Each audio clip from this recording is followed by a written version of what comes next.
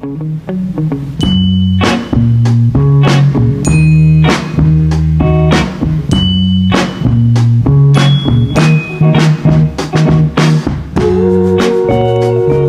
hello everyone, and welcome to the very next episode of The Remedy with Tova Sido and Janice Gaunt and Tom Bridwell. where gang is all here. yes, we That's are. Hi, everybody. Welcome. Hi. Welcome to the very next episode. We need to thank our sponsor for today, Karen Walker, who you know. I do know her and I love her. She's one of my favorite people. She's hilarious. Aw. Well, Yeah. thank you, Karen Walker. Really, thank you, Karen. She sent a very nice note with it, too. Good. Yeah. Good. Lovely people who sponsor us. I know. We make it super simple. If you love what we do and you've not had the opportunity to sponsor an episode, well, all you have to do is Venmo at Tova Sido and then you could recommend, and we might even listen, what you'd like us to talk about. Yeah, that's a great thing. Yeah. Yeah, buy We've a done topic. that. Buy a topic. Any topic. Any topic. If we don't know, we'll fake it. Yeah, if your husband needs help with X, then just buy a topic and we'll fix your marriage right here and now. Fix your marriage, fix your parenting. Mm-hmm. Oh, I had a woman in my living room this morning and I used all Janice wisdom on her. Every single thing that you ever told me about my children when I was sitting on your couch, I told her today. I was like, well, Janice told me it was all about when my kids were just like teenagers and they were like a pain and hard. And I was like, they're rude, they're selfish. And Normal. And you're like, yeah, you're safe. Yeah. You're safe. I'm like, well, how do I get unsafe so that I can get a little respect? You know, Tova, I can vividly remember you and your 3 kids sitting on my couch in the office on Lover's Lane. Those kids were the cutest kids ever, and they were so funny. They are hilarious. They were so funny. They really are very funny children. They're still the 3 funniest people on planet Earth. I was in Hampton, Sydney a couple weekends ago for Parents Weekend. Yep. And Anna Print and I landed at the same time and drove together. And I was just in stitches for an hour and 20 minutes. I was like, you are so funny. And she goes, oh, I'm so funny, Mommy. I'm like, okay, and humble. Oh, that's so fun. Okay, so today we are going to talk about how our anxious attachment affects our sex life. Oh, I'm on the wrong page. I'm on the wrong thing. Oh, did you want to talk about the thing? I don't care. No, I just got to find the other one. We're recording 2 topics today. That's why. We are a little bit distracted. It's in there. Okay, I gotta But we find are it. going to talk about, it was something that I read on Instagram, and we've talked about attachment styles I found it. here before. So there is, when it comes to attachment styles, there's anxious attachment, there's avoidant attachment, there's disorganized attachment, and then there's secure attachment. And the kind of attachment, well, do you want to speak to attachment styles and just kind of give a little bit of background on where the philosophy comes from or why, how we're assigned these? Like, where does the assignment of these things come from? Well, I think what happens is our adult attachments are determined by our childhood experiences. So if you lived in a chaotic environment, or if you lived in a very rigid environment, or a lighthearted environment, you learn, you're not born with attachment things. You learn it from your environment, schools, parents, grandparents, all of that. And so then what happens is when you have these attachment philosophies in your brain and it's in your body also. So like, let's say anxious attachment, and we'll get to talking about that. But if you're anxious, then that's going to play itself out in so many different areas of your life. And so knowing about these things are really interesting, but that's where they come from. So you learn it. So that's the good news, because you can unlearn it by developing an attitude, behaviors that will counteract the effects of some maybe dysfunctional attachment issues that they learned in childhood. You know, so I know I've talked about this. I actually write about it in Prince Charming, is that I can remember, and I think I've talked about it on here before, you know, I was such a mess in my first marriage, and I can remember lying on the floor in like the fetal position and my children standing over me and them saying, "What's wrong, Mom? What's wrong?" And I was just such a freaking hot mess that, you know, This is while you were getting divorced? Yes, or realizing that I was going to get a divorce. And so my children, as children, they're standing there over the person, and I'm a mess, crying. They don't know what's wrong with me, and so that's scary for them. Of course. So that's going to feed into, like, let's say, an anxious attachment, because what children look at their parents, that the number one thing that they look to their parents for is safety. And when somebody is depressed or anxious themselves or whatever, then they don't feel as safe as they need to feel. So that's where this kind of comes from. Yep. I think your first sentence was perfect. Like, we weren't born with an attachment style. Right. We were programmed, not because our parents were trying to do something to us. No. You know, they're just humans raising humans, which I still got to talk to God about, because it's probably one of the most obnoxious choices that he made as a God, like that a human could do well being in charge of another human. But, you know, I've often thought, I wonder what kind of attachment style my children might gravitate toward because of our home and our dysfunction. Well, every single home and has some level of dysfunction. And the fact that they lived in Africa. Yeah. Or, is that right? Yeah. Uganda? Yeah. Africa. And so, you know, so there were things going on in their lives very early on. very much so. That they may not even that they may not be aware of cognitively, but their body's aware of it. Very much so. You know, and so, a lot of abuse and a lot of fear. Yeah. And for sure. I mean, it was so interesting when right after I adopted them, they had been severely abused in the orphanage, physically, emotionally, sexually, even spiritually, because it was a Christian orphanage where they were being sexually abused. Yeah. And so it was so messed up. And, you know, all three of them came, and how they reacted and responded to that abuse and acted because of the abuse. It was all, Carter was angry. Anna Prin was so scared. She was such a people pleaser.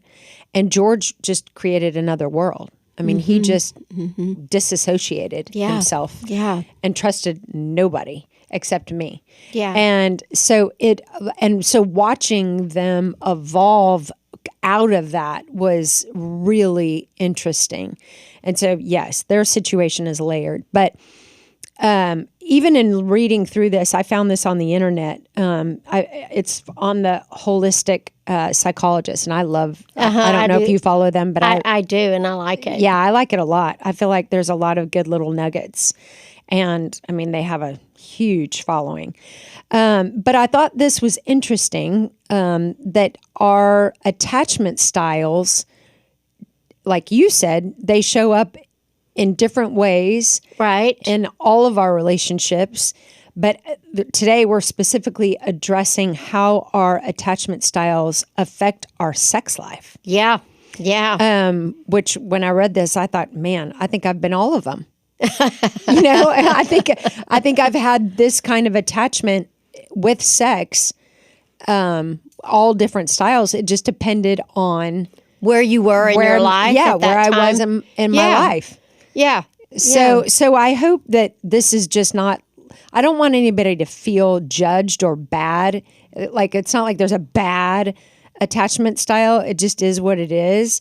And I think our ultimate goal is to get to a secure attachment. Yeah. And I think that there are some attachments that are not healthy. Oh, yeah. So it's not good or bad, but some of them are just not healthy. That's the best word. And so, so I think this will be interesting. And and you know what a lot of times people will find is that they have progressed in different types of attachment as their life has changed and they grow up emotionally. I had to grow up emotionally, when I was 42 and got a divorce. That's when I really started growing up emotionally. Me too. And so I think it's interesting. So you take what you like and leave the rest and don't feel bad about it. Right. But what will hopefully happen is, in my opinion, your sex life is for your pleasure or for making a baby, to have children, and to really connect with your significant other. Create intimacy. Yeah, that sexual intimacy. And so then it's not. But we'll talk about it as we go. But it's really all good, and it's interesting because I think what people might find, if they do feel like, let's say the first one, anxious attachment, if they say, "Gosh, I kind of think that's what I'm about there," then the awareness of that for them is they can look at from where it came, what to do about it, and all of that. Once you know in your head, then you can change your behavior, and that anxiety around it would go away. So anyway. So maybe we talk about some of those too with each attachment style. What was interesting is not only did I see myself in some of these, I thought about how different people bring out, and different relationships or the same relationship at different times bring out these different types of attachments in us. Yeah. It's quite fascinating. It really is. Okay, so first one, anxious attachment. If you have an anxious attachment, this may be how you show up in sex. Has a high need for sex as a way to stay safe and connected. They view their own sexual desirability as a way to keep someone connected. Sex becomes a way to not be abandoned and to be loved. If you have an anxious attachment, it shows up as using sex as conflict resolution or as a substitute for emotional intimacy, having sex quickly in relationships, instant attachment after having sex, and sex as a way to reduce their own anxiety. Yeah, that's exactly right. And, the thing is, when it says sex becomes a way to not be abandoned and to be loved. And one of the things that I always tell my clients is that, you can't be abandoned. We leave you on the front porch and you're going to get up and walk away.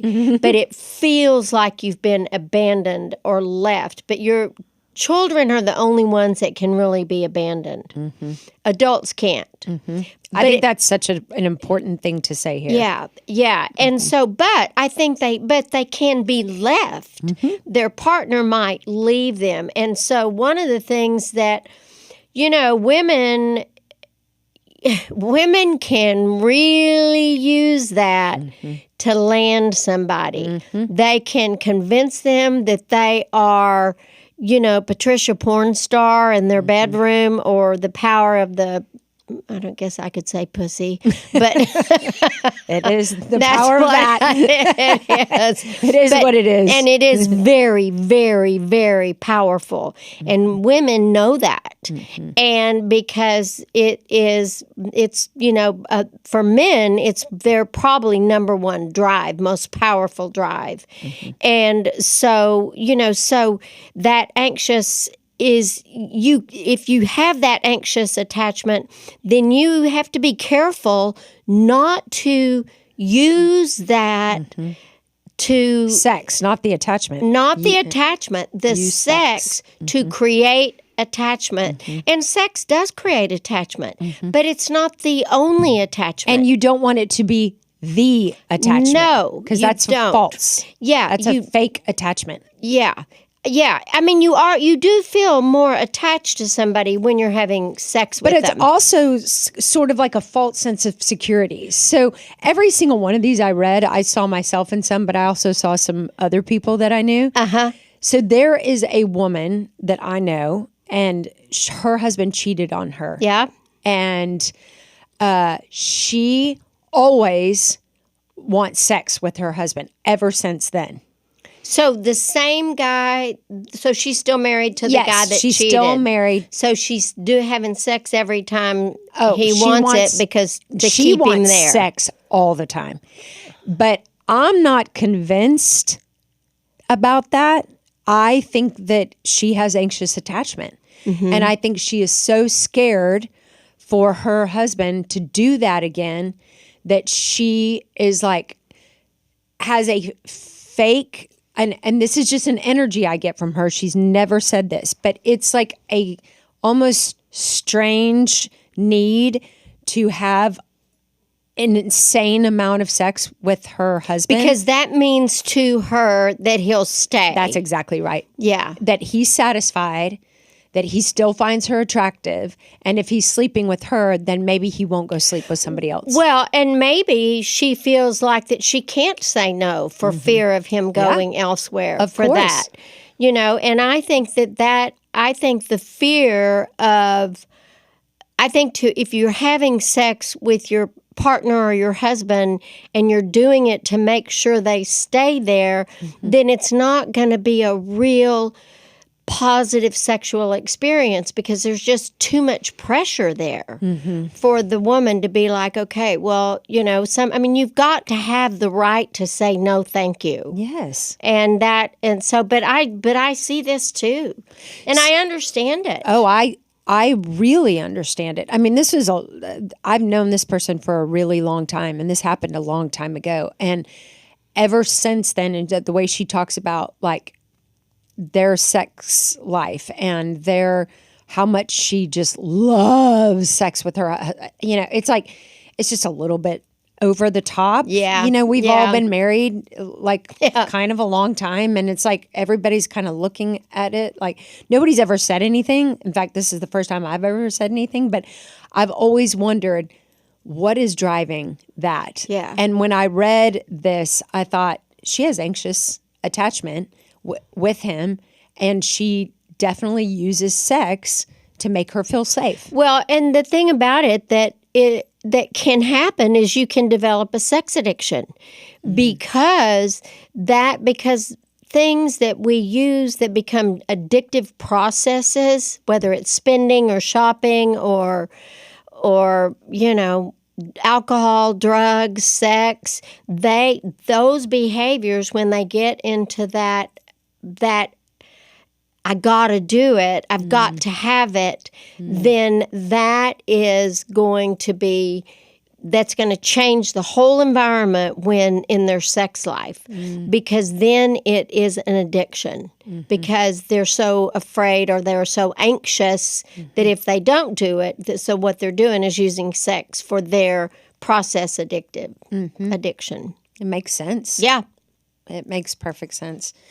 I think this would be I don't think this would be fun. I think it'd be tiring. Yeah. Like, I feel bad for people who live in this, with this attachment style. Well, and you hear people say all the time, well, if you're not doing it, then they're going to go elsewhere. I hate when people say that. I do too. It's not a job. It's not a duty. Well, you better take care of them or somebody else will. Yeah. Like, I do not like that. No, it's not. That's not for women. That's just, it's like, okay. I mean, it's just like it's your job. Yeah. It's not our job. No. And you know what? I do believe that sex has changed a lot since our parents. I mean, I do too. I imagine that my grandma probably has had a very different sex life than the one I've been able to enjoy. But it's like, we still need to evolve. There's still a whole bunch of people having dutiful sex. Yeah. Yeah. I agree. Yeah. Okay, you want to read the next one? Yeah, let me find it. Avoidant attachment? So you read that second thing, right? Yeah, their own anxiety. Yep. Okay. Avoidant attachment has a general discomfort or a neutral or low desire for sex. They fear emotional connection and can often appear distant or shut down, driven towards more casual relationships or less sex within a partnership. So the avoidant attachment, it would be interesting. So if somebody identifies with this, a very low or neutral desire for sex, they fear emotional connection and can often appear distant or shut down. So what I think about this is, I would be so interested to know, where did this originate? Did they have been sexually abused, or they have been, told over and over and over again that it's a sin to have sex before you get married, or, some of the religious or things. You should only have sex to procreate. Or you can only have sex with one person in your life. So there's a lot of these old time beliefs and ideas that there's something wrong about it. And I think that can really create an avoidant. The thing about an avoidant is, so there's a personality disorder called an avoidant personality disorder. And what happens with that is that people are not willing to be vulnerable with their feelings and their ideas. And that if you put a wall up as a protection, then it will affect your sex life, because one of the things that makes sex really good is having a really honest, open communication with your partner. So it's really, it can be a hot mess. And then a lot of times, if there's an avoidant attachment, what that person may do is go, because it's the fear of intimacy, into me you see and into you I see, then they'll go outside the marriage as a way to just have sex, because the intimacy is not going to be a part of that relationship.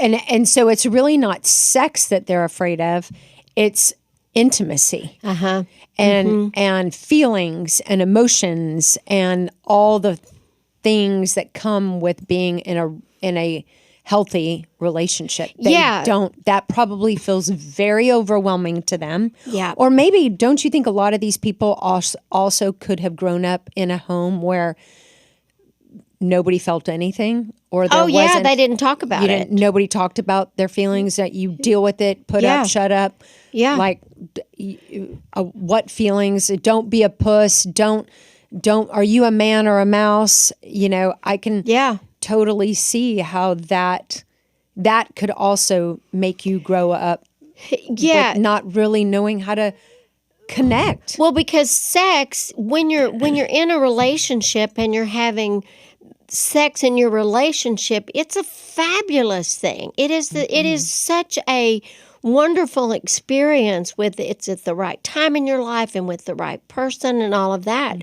But what has happened for men historically is they're not taught to feel their feelings. If they cry, they're a sissy, and we used to have a cartoon in my office, and there were all these men sitting around a boardroom table, and one of the guys looks at the other guy and says, "You can always tell the person that is a sissy because they're crying," and they're like, and it's that. But so much of that was exactly the way it was, and still is. For a lot of people, Yeah. I have seen this personally and professionally. I mean, this is not uncommon. No, it's not. So avoidant attachment shows up as not enjoying sex.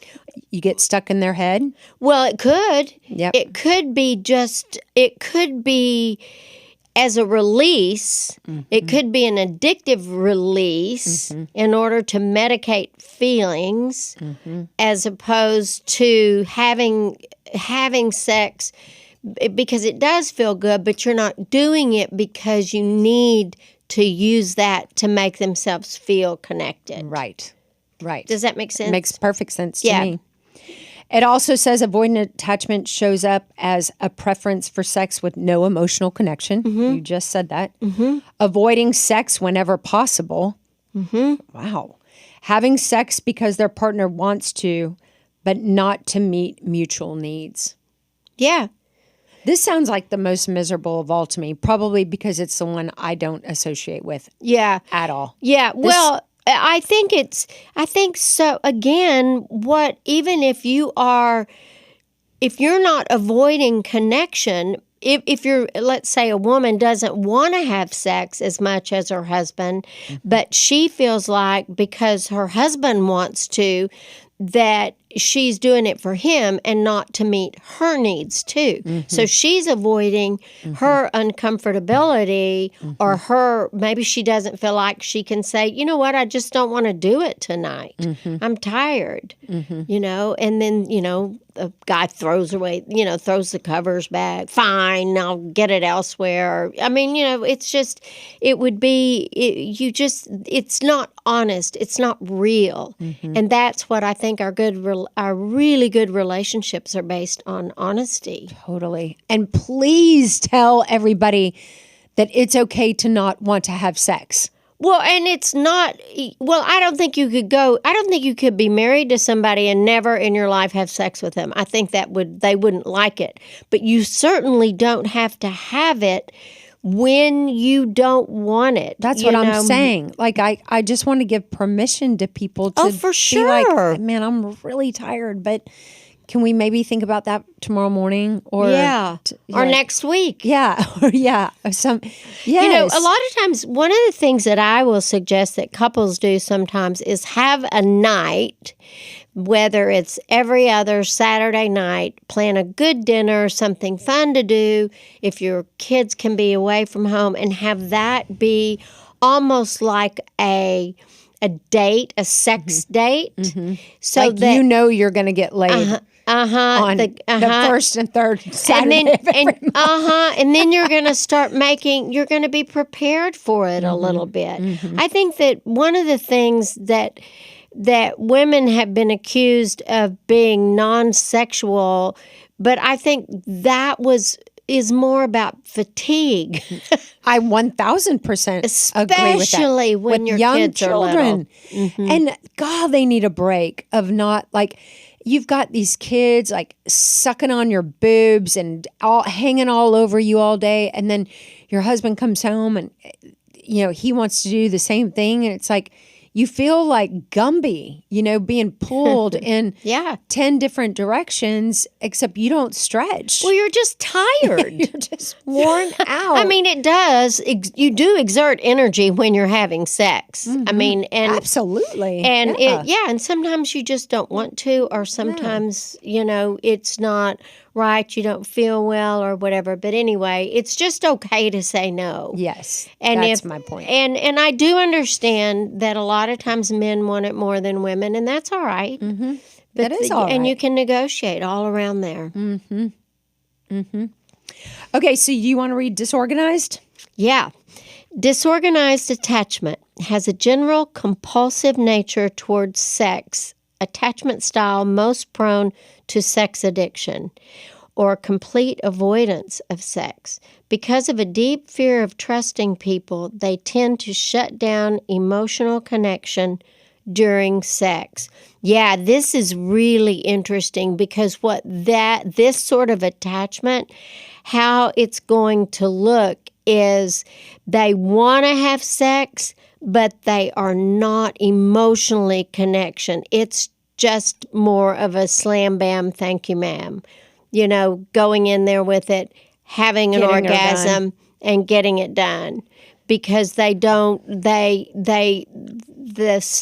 are just prone to sex addiction. Because that is what you'll find when I used to work with a bunch of sex addicts, and I mean, it was so interesting because it wasn't about connection.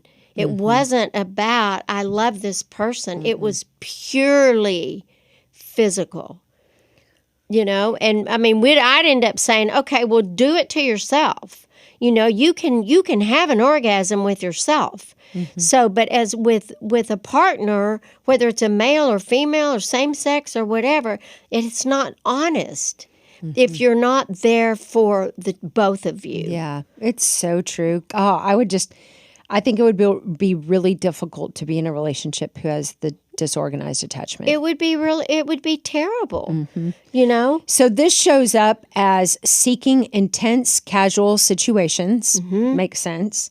Being extremely into someone sexually and then disappearing. Good Lord, will you see that all the time? Addictive sexual behaviors and extreme shifts or changes in sex drive.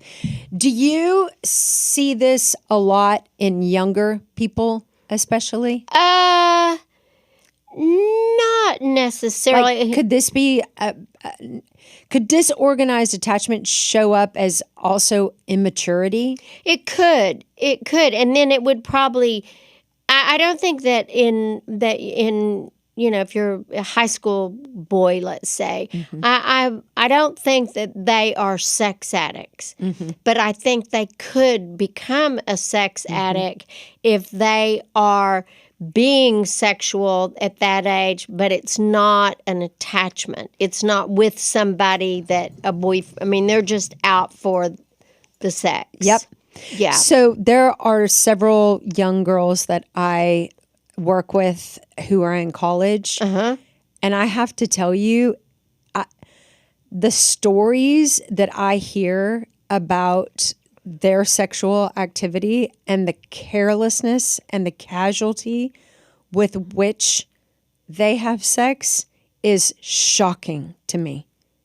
Truly shocking to me.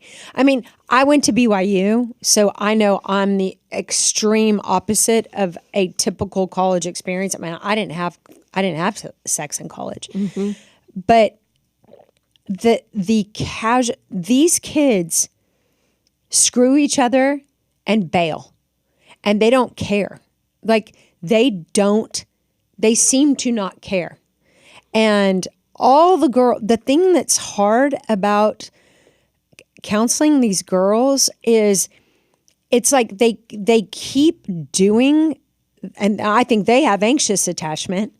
So they keep doing it, hoping that this guy is going to be different. And every single time it's the same story. And Well, because for some odd reason, they're not attracted to the person that would be there for the relationship. It's really interesting. they are not looking for that at all. And these girls are at 3 different campuses, 3 different schools, and yet they're all having a similar experience. And I don't counsel any young boys that are in college currently, but like the girls are all having a very similar experience. And these girls are blowing through that, like lots of boys having a lot of sex with a lot of different guys, and they get sad because the guy has sex with them and then leaves their Snapchat unopened. And I'm like, I don't even know what that means. And they educate me. It means that they ignored you. They're ignoring you. Mm-hmm. And this is a heartbreaking situation. Yeah, and it's not everybody is not doing that. I know that. But that will start sometimes in middle school. And there will, Can't wait. Oh, God. No, I know. It is just, it is something that I think, do you think the age of somebody having sex impacts their relationship with sex as they get older? If they're 13, I think that is going to set somebody up for some really messed up thoughts and things like that. Because I think a 13-year-old is being sexual solely for the boy's sake. And then I think that it's natural that when they do act out in that, they're going to feel crappy. Oh, yeah. Because the boy isn't, capable. No. Well, and he's not interested in a relationship with her, So I think that's where the damage comes in is then they just don't know what to do. And it is, it would, I have granddaughters. I'm sure they won't. Of course not. No, they won't. But you know what? I think that, when we were growing up, and I know you and I, Tom, I don't know what your experience was with your parents and sex, but you and I we were not taught about sex. No. We were taught don't have sex because you're a very bad, sinful person if you do. Well, that's all we learned. Well, you know what? The only thing my parents never mentioned one single word about it, but I knew that they were doing it because I would be in my bed and I could hear the door lock. Oh no! It would go click. Oh no! Grandpa was getting lucky. No, it was my father. But my mother and my father. I'm thinking about your children here. But it was, that was the only thing. My mother and dad never, ever, ever, ever even mentioned sex to me. Well, my parents told me about. They taught me what the science of it. But they also said, and don't you dare do it until you get married or you're a sinful, horrible human, And so that was my relationship with sex. And I did go for the health. We had a woman, a nurse that showed us a video about, not about sex, but about the reproductive system. How it works. Yeah. But, I just think as parents, it is devastating to miss the opportunity to talk to your children about, the physical aspects of sex and diseases and all that stuff. But my Lord, I had no idea the emotional implications that sex would have on me. I know. And they are significant. They are. They really are. On these little people. And I know. I'm like, you have no idea what you are doing, not only to yourself, but to somebody else. Yeah, I know. And I have sat down with all of my children, and we have talked extensively about what is sex and what can it be and what should it be. And what it should not be. I mean, it is, to your point, you didn't use the word, but you said it as much. It's such a gift. It is. It is such a precious gift. And for these kids and adults, shoot, who am I to blame the kids for the casualness and the insensitivity that so many people assign to it is a bummer. Yeah, it is. And, it's more than a bummer. I don't know what word to use. When I worked at the Dallas Judicial Treatment Center, we worked with people who were drug addicts and they had been convicted of drug-related felonies. And so one of the things that we had to do was we would do a demonstration on how to put a condom on, but we used a cucumber. So is there a video of this somewhere that I could get my hands on? Because we could reenact it. Die to see that. So here I am sitting in the group, and I'm like, okay, here's a cucumber, and I would unwrap a condom and put it on there. So then I came home from work that day, and I had all this bag of condoms, and it was in the top of my closet, and one of the girls saw them. They're like, "Mom, what are you doing with these?" So I'm like, "Okay." And I can't remember if I got a cucumber and showed them how to do it. A banana. You probably had a banana. And the other day, Blair was talking about it. She said, "I'll never forget you coming home with all those condoms and me thinking, what's wrong with my mom?" Oh, if my kids found a condom in my room, I think they would die. It was funny. Probably equally as scary if I went into their room and found one too. Yeah. I mean, I just talked with a mom this morning and she found 2 condoms, in her son's bathroom. I'm like, why didn't he wrap them up and take them to the dumpster? Was it be used? smarter than that. Yes. Oh. 2 used condoms in her. She went to throw his trash. Well, at least he had. No, that's what I said. A condom. That's what I said. Yeah. At least he's wearing a condom. Yeah. I mean, I know that's shocking. Nobody wants to see. Jeez, let's go on to secure attachment. Okay. I'm getting itchy. I'm picturing finding George or Carter. Oh, I can't take it. They're not. Just like your grandkids and your kids, nobody's having sex. Okay, you want to read secure attachment? Okay, secure attachment. Have less anxiety or fear in relationships allows them to see sex as a way to express love. Research shows they're less likely to engage in casual sex as adolescents and more comfortable and connected in long-term relationships. I love that. Mm-hmm. That's makes me breathe so much easier after all of that. Maybe that needs to be put up on our refrigerators. Yes. So when my grandkids come over, they're like, Tutu, why do you have this on your refrigerator? Because we are hoping you read it and it gets in that little bitty brain.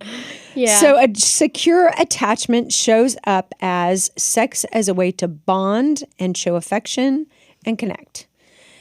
They find comfort being spontaneous and experimental, less likely to be unfaithful, deceptive sexually, and more attentive to their partner's sexual needs. I mean, this is the goal. It is. That's the way sex is supposed to be. Yes, that is. I believe this was the intention with which sex was created. Yeah, me too. So my question to you, Janice, is if somebody is listening and they are like, oh, I'm not secure at all.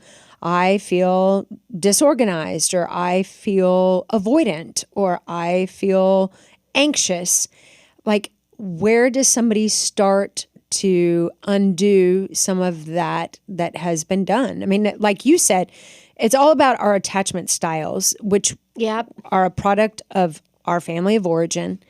And so how do they fix this? How do you get less anxious and become more secure? Well, I think that one of the things you do is you push through the anxiety a little bit. You start looking at it. I love this. This says secure attachment shows up as sex is a way to bond, show affection, and connect.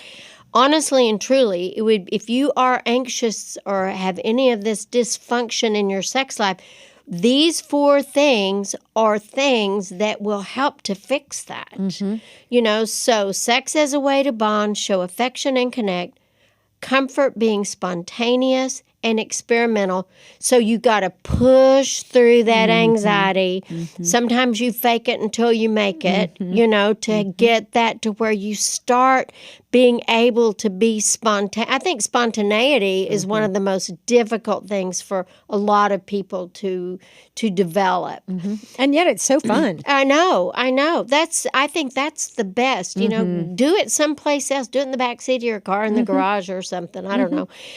Less likely to be unfaithful, deceptive sexually, and more attentive. Wait, Tom. Are we cutting out? Whoops. More attentive to their partner's sexual needs.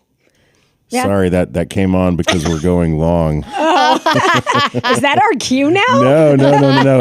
I have it like waiting at the end at 45 minutes, and I usually slide it over. Hilarious. That And I just funny. wasn't paying attention. Okay, that's good. Well, I No think problem. don't you think we're just Yeah, about... but to wrap that up, I think that's great advice. Take these that are listed in the secure and just try. Yeah. And to use your word, and I think it's brilliant, push through. Because let me tell you, whenever I do premarital counseling, people have such a difficult time talking about faith, sex, and finances. Yeah. And and yet you're getting naked together. So talk about it. Talk about what position do you like? What's your favorite? What are some of your favorite sexual memories? What do you wish I did more of? What do you Yeah. wish we did more of? Yeah.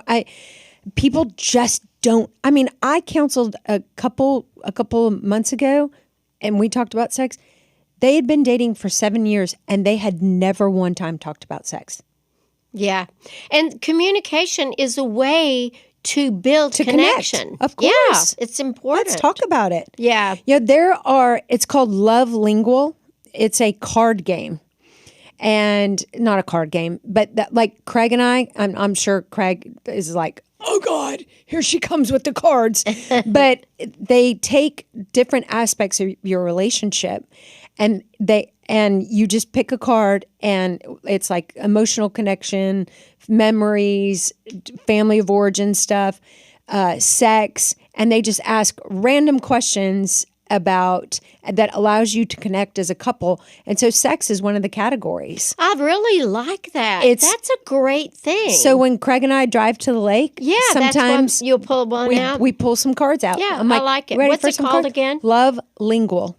Love Lingual. Yeah, you can get it on Guel. You can get it on Amazon. But if you have a hard time connecting and talking about sex, this really creates opportunities to do Yeah, that. I love that. That's a great idea. There's a great remedy for you. suggestion. Okay. Well, now go, Tom. Y'all have an amazing week. Thanks for listening.